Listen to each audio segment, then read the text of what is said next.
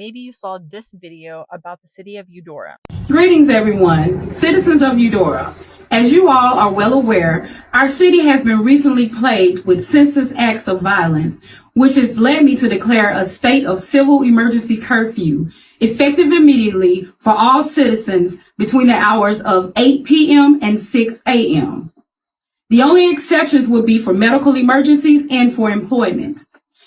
The loitering statute will be strictly enforced during this time, and a copy of that statute can be picked up at City Hall. Should you be caught during curfew hours, you will be subject to being stopped and searched. Other agencies have been contacted in order to assist with this endeavor.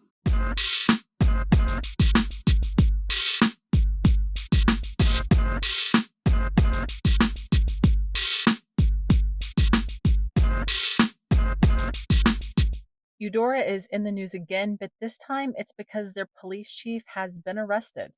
This arrest comes after a lengthy investigation. So back on November 1st, 2023, the prosecuting attorney from the area where Eudora is called the Arkansas State Police to come in to an investigation about illegal actions that allegedly happened at the hands of Michael Pitts, who is the Eudora police chief. So back on October 26th, there was a call to police to come to Scott's gas station to help get a man to leave. The man that was at Scott's was named John Hill Jr., and John Hill Jr. is nicknamed The Situation. So the call logs from back on that day in October say that the police chief went to Scott's gas station to help remove the situation. At that time, Mr. Hill was placed under arrest and charged with criminal trespassing, public intoxication, and terroristic threatening. So when the police chief tried to arrest Mr. Hill, he did place him in handcuffs, but then he realized that he didn't have room in his back seat to put Mr. Hill. He had a bumper in his back seat. He did try to take the bumper out, put Mr. Hill in the car, and then try to put the bumper back in, but it just wasn't logistically possible. It wasn't going to happen. There wasn't any room. So he faced a decision, and he decided that the best thing to do would be to release Mr. Hill. He let him go. The police chief said that there wasn't another vehicle that was available to transport Mr. Hill to the jail, so that's why he let him go. But the Arkansas State Police, during their investigation, found that there actually was another vehicle available. And so I don't know. It's just a little piece. Like, I think it's just kind of weird. Like, there was another vehicle. You let him go. So that is what the Eudora police chief said happened during that interaction that evening in October 2023. But Mr. Hill gives a completely different story. Mr. Hill says that the police chief picked him up, handcuffed him, put him in the car, and drove him out to a county road. According to Mr. Hill, he says that the police chief handcuffed him and drove him out to Chico County Road 86.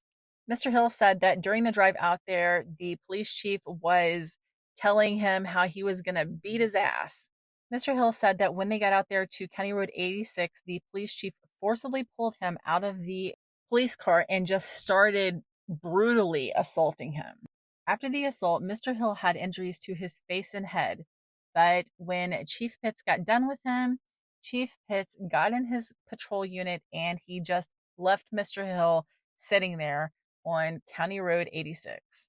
And Mr. Hill had a little bit of evidence to back up what he was saying. According to Mr. Hill, his family members actually took photographs of the injuries that night. So he was able to show police those photographs. Mr. Hill also said something else. Mr. Hill told investigators something else. Mr. Hill told investigators that during that arrest, he was hiding a crack pipe in his hand. And when the police chief got him out and started attacking him, that crack pipe fell out of his hand. It sounds crazy, like who would admit to something like that, right? But it actually helped back up his story. Investigators and Mr. Hill went out to Chico County Road 86 and they searched and were able to actually find that crack pipe that Mr. Hill dropped. As part of the investigation, they were also able to pull cell phone data, and that cell phone data shows Chief Pitts out on Chico County Road 86. So Michael Pitts was arrested and charged with kidnapping. He was booked into the Chico County Detention Center on a $5,000 bond. He turned himself in and he was out, I'm sure, in no time. Kidnapping is a pretty serious charge, but I have to wonder if he's going to face federal charges like other officers have in the past. What do you guys think?